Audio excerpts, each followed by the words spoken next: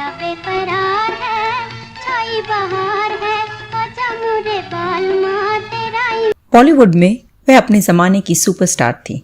मेरी आँखों के तारे, दिल के सहारे, मैं तेरे सदके। उन्हें 50 और 60 के दशक में भी फिल्मों में बोल्ड सीन देने से कोई परहेज नहीं था।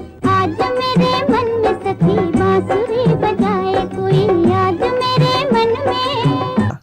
बिंदास अदाकारा निम्मी को अपने बेबाक और शानदार अंदाज के लिए दुनिया भर में शोहरत मिली। कौन है मेरा कह दे बालम पड़ूं मैं तोरे पैया। लेकिन फिर कुछ ऐसा हुआ कि उन्हें विदेशी मीडिया ने द अनकिस्ड गर्ल ऑफ इंडिया का खिताब दे दिया। ये कैसी बोल रही दुनिया, रीति कैसी बोल। एक समय था जब वो सुपरस्टार थी तो निर्देशक उनसे फिल्में साइन कराने के लिए लाइन लगाया करते थे। ये बात कोई समझाए रे, क्यों आज नजर शर्माए। निम्मी ने दिलीप कुमार से लेकर राज कपूर और देवानंद तक सभी टॉप के अभिनेताओं के साथ काम किया। ये बहारों के दिन, ये सुहाना समा, ये सुहाना समा। अब तो सुन लीजिए प्यार की दास्तां। लेकिन जब उनकी लोकप्रियता पूरे उफान पर थी तो कौन सी ऐसी भूल थी जिससे उनका करियर तबाह हो गया। जानेंगे और भी बहुत कुछ, बस बने रहिए हमारे साथ।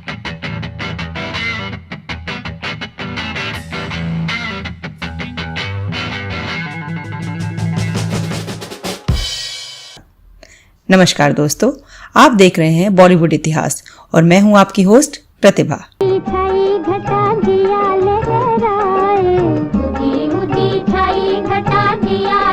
एक्ट्रेस निम्मी का असली नाम नवाब बानो था। निम्मी उनका फिल्मी नाम रखा गया था। ये नाम उन्हें राज कपूर साहब ने दिया था, जिन्होंने उन्हें पहला ब्रेक भी दिया और अपनी फिल्म बरसात में लिया।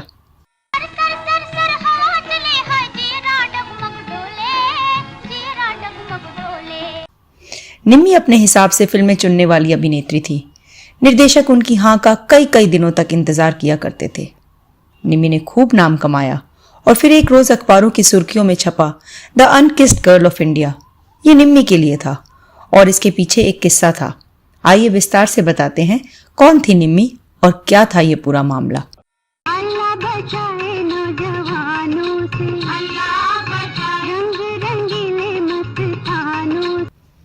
नवाब बानो का जन्म 18 फरवरी 1933 को आगरा में हुआ था।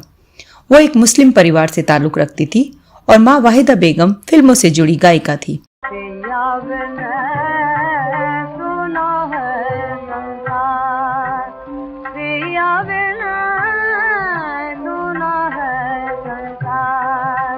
लेकिन जब नवाब बहुत छोटी थी तो उनके पिता उन्हें छोड़कर मेरठ चले गए थे, जहां उन्होंने दूसरी शादी कर ली थी।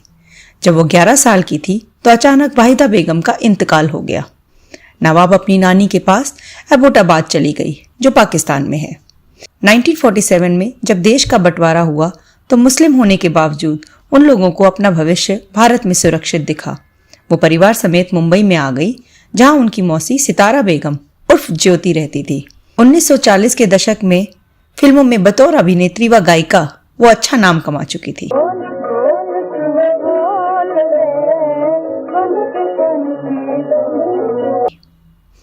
बात सन 1948 की है।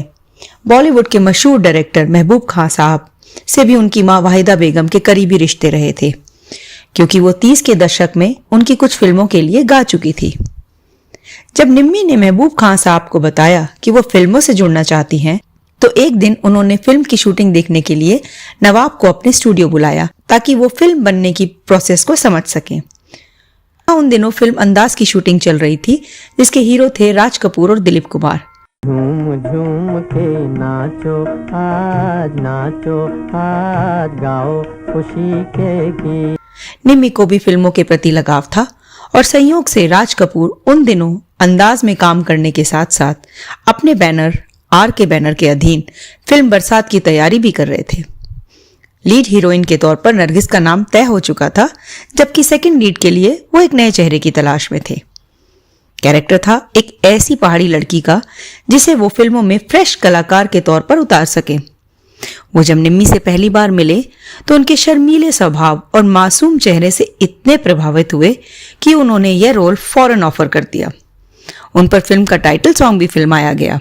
बरसात में हमसे मिले तुम सजन, तुमसे मिले हम बरसात में। बरसात सन 1949 में रिलीज हुई और हिट हो गई। इसके बाद तो निम्मी फिल्म जगत में छा गई और उन्हें फिल्मों के ऑफर्स आने लगे। उन्होंने महबूब खां की मदद से और अपनी समझदारी से अच्छी फिल्में चुनी। नतीजा ये हुआ कि उनकी ज्यादातर फिल्में हिट होने लगी। 50 के दशक में निम्मी ने कई फिल्मों में बेहतरीन अदाकारी की।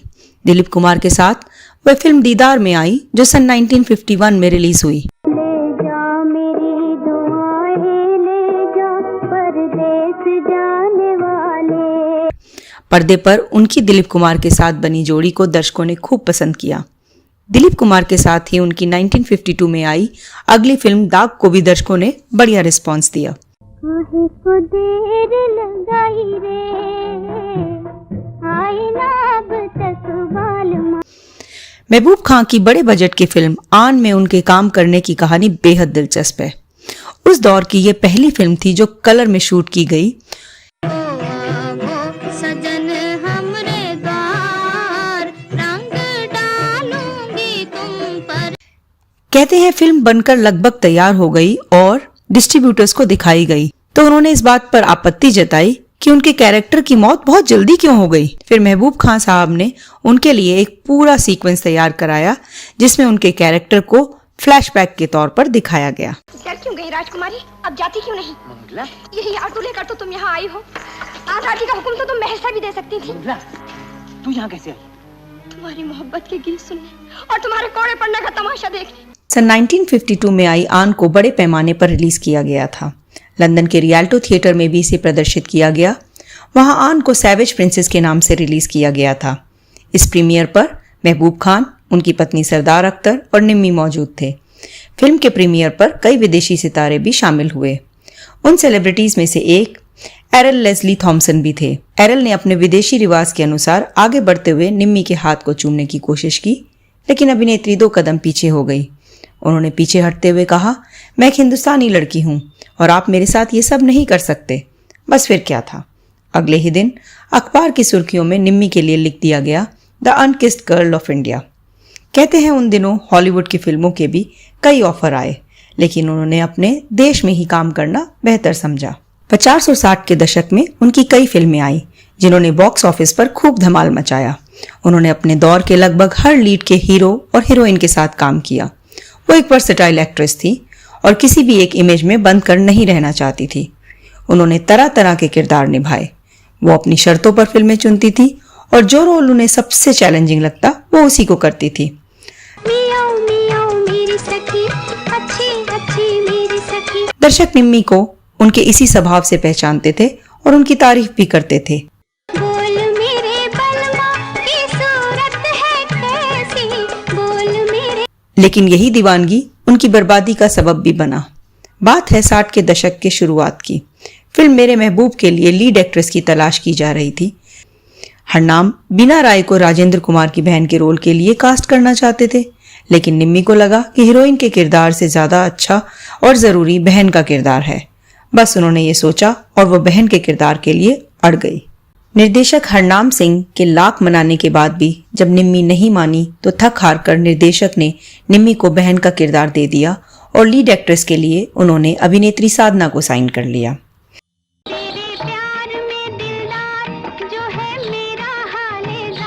जब सन 1962 में फिल्म मेरे महबूब रिलीज हुई तो निम्मी की सोच का बिल्कुल उलट हो गया। फिल्म हिट तो हुई, लेकिन बतौर लीड एक्ट्रेस साधना टॉप की हीरोइन बन गई।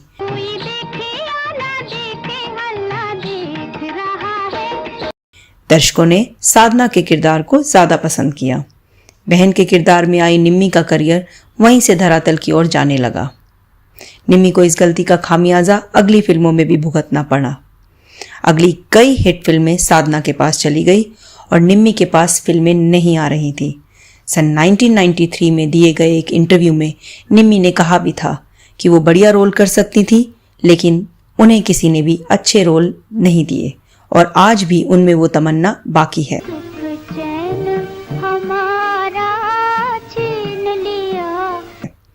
निम्मी ने करीब 16 साल फिल्मों में काम किया। सन 1949 से लेकर 1965 तक वह फिल्मों में सक्रिय रही। सन 1957 में मदर इंडिया के रिलीज के बाद एक दिन काम करते हुए निम्मी की हेयर ड्रेसर ने उनसे फिल्म के लेखक अली रजा से मिलने की सलाह दी। उस दौर के मशहूर कॉमेडियन मुकरी ने उन दोनों की मुलाकात भी करवाई। कहते हैं फिल्मी दुनिया के होने के बावजूद दोनों ने अरेंज मैरिज की। गुप चुप प्यार करें, छुप छुप आंखें चार करें। निम्मी का करियर ढलान पर आ गया और उन्होंने फिल्म इंडस्ट्री को छोड़ दिया। 2 साल पहले यानी सन 2020 में 25 मार्च को निम्मी ने दुनिया को अलविदा कह दिया। न जाने किस जहां में खो गए। तो दोस्तों, आपको ये वीडियो कैसा लगा हमें कमेंट्स बॉक्स में ज़रूर बताइएगा। अगर आपके पास अदाकारा निम्मी से जुड़ी कोई और जानकारी हो तो वह हमसे अवश्य शेयर कीजिएगा। अब दीजिए अपनी होस्ट और दोस्त प्रतिभा को इजाज़त। नमस्कार।